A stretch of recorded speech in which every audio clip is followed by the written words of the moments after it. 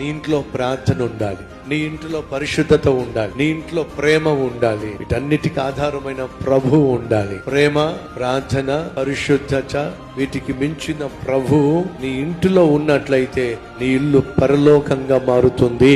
అలా కాకుండా నీ ఇంటిలో ఉండవలసిన దేవుణ్ణి బయటకు గెంటి వేసి, అటు పరిశుద్ధత లేకుండా, ప్రార్థన లేకుండా, ప్రేమ లేకుండా, ఒకవేళ నీ ఇంట్లో పాపము ప్రవేశించి పాపమే నీ ఇంటిలో పరిపాలన చేస్తున్నట్లయితే వినో, నువ్వు ఏదో ఒక రోజు పాతాళానికి వెళతావు, కానీ ఆ పాతాళాన్ని నీ ఇంటిలోనికి తెచ్చుకుంటావు.